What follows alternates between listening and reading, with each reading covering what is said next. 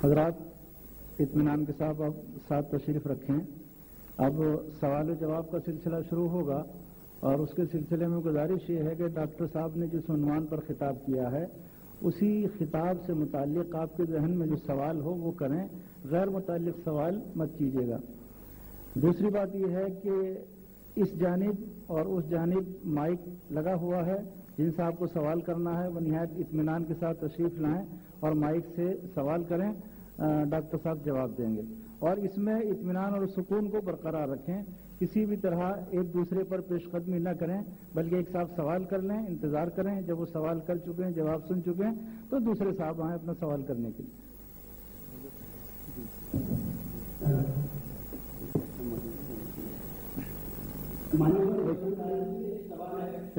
एक मिनट ठहरिए।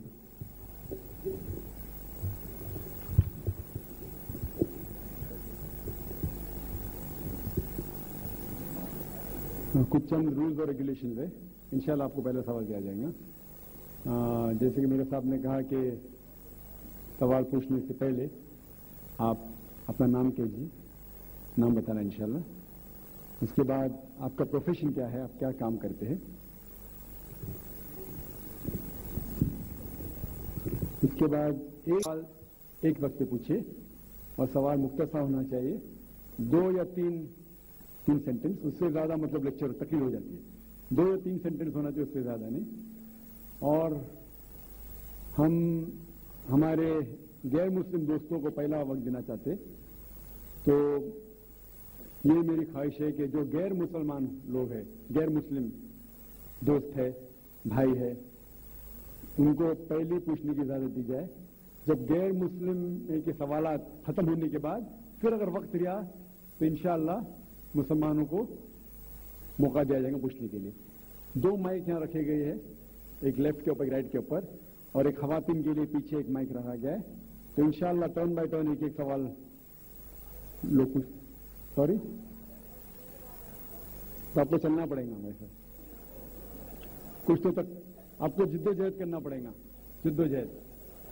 और जिद्दोजहद नहीं करना चाहिए तो आपकी सीट पे बैठिए, कोई प्रॉब्लम नहीं। जो अपनी जिंदगी में इज्जत उसने को योगी आदित्य के जन्म का है, जबकि उनकी कोई बीवियां नहीं, एक के अलावा उनका नाम कदम और उनकी कदम। इन्होंने एक इल्जाम लगाया आगे जा चुके कि श्री किशन की 11,000 पत्नियां थी। कृपा आप उसका जवाब आप सुन लेंगे। इल्जाम लगाया, क्या वो सही है या गलत? जवाब के लिए इंशाल्लाह मैं हाजिर हूँ इधर। सवाल मुझसे पूछा जाएगा इंशाल्लाह। स्वामी अग्निवेश अगर चाहते मैं जवाब के बाद इजाफा करना चाहते मैं उन्हें दे दूंगा इंशाल्लाह। मैं भी तालिब इल्म हूँ अल्हम्दुलिल्लाह, सिर्फ कुरान का नहीं, वेद का भी, महाभारत, रामायण, इंशाल्लाह। पहले आपका हवाला दे रहा हूँ। हवाला किसी बात का, किसी भी धर्म में, किसी भी मजहब में जब आप तकरीर करते हैं, जवाब देते, उसका हवाला होना चाहिए किताब से। मैं कहता हूं या कोई 108, तो 16,107 में उन्होंने की, वो जंग के हालत में जब कई लोग मारे गए, तो उस हालत में तो ये इल्जाम नहीं, हकीकत है। अगर आप समझते ये गलत है तो आपको महाभारत में नहीं मानना चाहिए। और जो लोग ने अभी तकरीर किए, मैं तकरीर के बाद शंकराचार्य, स्वामी अग्निवेश, माशाअल्लाह, जब शंकराचार्य ने कहा और शुरू किया, उन्होंने पूरी तकरीर में एक अरबी की आयत की तिलावत की, आयत या अरबी बोलें कलमे की तिलावत की, और एक संस्कृत की तिलावत की। और कई लोग ने जब उन्हें कहा ला इलाहा इल्लल्लाह मुहम्मद रसूलुल्लाह, जब उन्होंने कहा कलमे शहादत ला इलाहा इल्लल्लाह मुहम्मद रसूलुल्लाह, बहुत लोग ने ये समझा होगा कि जो कह रहे हैं शंकराचार्य वो मुसलमानों को बहलाने के लिए कह रहे होंगे। वो क्या, उनकी क्या नियत थी अल्लाह वाला, मैं नहीं जानता, मैं उनकी नियत के ऊपर शक नहीं कर सकता। लेकिन क्योंकि मैं तालिब इल्म हूं इस्लाम और दिगर मज़ाहिब के, मेरे दिमाग में फौरन जो कह रहे थे कि ये एक कलमा वेद का निचोड़ है, पुराना का निचोड़ है, जो वो कह रहे थे, फौरन मेरे दिमाग में वो श्लोका याद आने लगे। और शंकराचार्य बिल्कुल सही कह रहे थे, उनकी नीयत क्या थी अल्लाह आलम, लेकिन वो बिल्कुल सही कह रहे थे कि अगर आप हिंदू मजहब की किताब पढ़ेंगे, उन्हें सही कहा कि हिंदू मजहब, ये नाम जो हिंदू है ये ब्रिटिशर्स ने दिया है, अंग्रेजों ने दिया। ये हिंदू लफ्ज जो है अंग्रेजों ने दिया है, सही नाम होना चाहिए वेदांतिक या सनातन धर्म। ये हिंदू जो नाम है ये हिंदुइज्म अंग्रेजों ने दिया। हिंदू नाम सबसे पहले पर्शियन लोग ने जब आए थे हिमालय के जरिए, और जो अरब लोग आए थे हिंदुस्तान में, उन्होंने नाम हिंदू दिया। और आप इंसाइक्लोपीडिया ब्रिटानिका में पढ़ेंगे वॉल्यूम नंबर 20 रेफरेंस नंबर 581, उसमें कहा गया है कि Hinduism is a group of belief for people living in India. तो हिंदुइज्म जो लफ्ज है ये अंग्रेजों ने दिया है, सही लफ्ज होना चाहिए सनातन धर्म। और अगर और बिल्कुल सही है कि सबसे ऊंची किताब हिंदुइज्म में वेद और अब उपनिषद पुराना। अगर आप पढ़ेंगे छंदोग्य उपनिषद अध्याय 6 सेक्शन नंबर 2 श्लोका नंबर 1, उसमें लिखा गया है एकम एविदित्यम, भगवान एक ही है, दूसरा नहीं है। श्वेताश्वतर उपनिषद में लिखा हुआ है अध्याय 6 श्लोका नंबर 9 में नाच्यस्य कशिद जनिता न च दीपा, ये संस्कृत कोटेशन है। ना कोई बुत है ना कोई तस्वीर है, उस भगवान का ना अक्स है न तस्वीर है।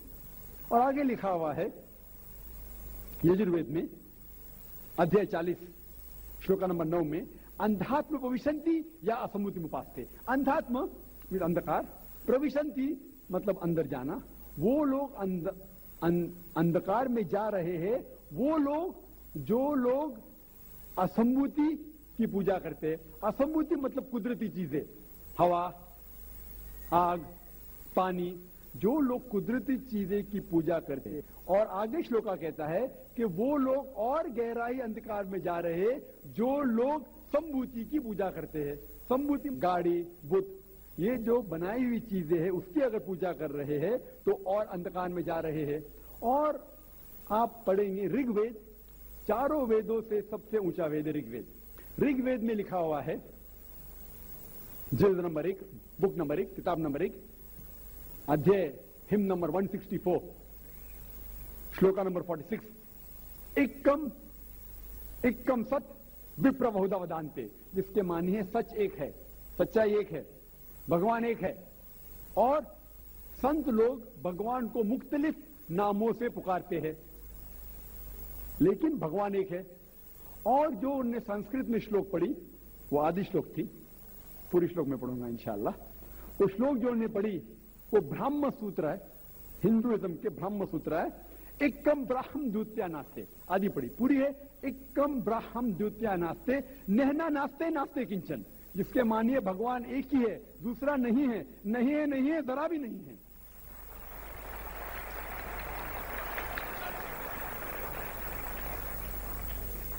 ये पूरा ब्रह्म सूत्र है।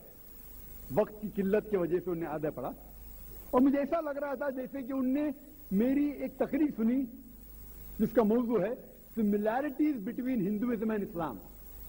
हिंदुइज्म और इस्लाम में यकसानियत। ये हो गया पहले पाठ कलमा का, ला इलाहा इल्लल्लाह, ना कोई माबूद है अल्लाह के सिवा। अब दूसरे पाठ है मोहम्मद सल्लल्लाहु अलैहि वसल्लम, मोहम्मद रसूलुल्लाह, मोहम्मद सल्लल्लाहु अलैहि वसल्लम रसूल है। और अगर आप पढ़ेंगे, इसके ऊपर एक तकरीर में दी है सिर्फ मोहम्मद सल्लल्लाहु अलैहि वसल्लम के बारे में जिक्र मज़हब की किताबों में, खुसूसन हिंदुइज्म के। और अगर आप पढ़ेंगे पुराना का जिक्र किया उन्होंने, भविष्य पुराना में पर्व 3 खंड 3 अध्याय 3 श्लोका 5 to 8, उसमें लिखा हुआ है कि एक मलेच्छा आएगा। मलेच्छा मतलब फॉरेनर, बाहर का कोई शख्स आएगा, उसका नाम होगा मोहम्मद। वो अपने साथियों के साथ आएगा, इसका मतलब साहबियों के साथ, और वो लोग को सही दिशा दिखाएगा और राजा भोज उनको इज्जत देंगे। आगे पढ़ेंगे आप भविष्य पुराना पर्व 3 खंड 3 अध्याय 3 श्लोका 10 से लेके 27 तक। उसमें लिखा हुआ है कि ये शख्स आर्य धर्म को फैलाएगा, सच्चा धर्म को फैलाएगा। और इस शख्स के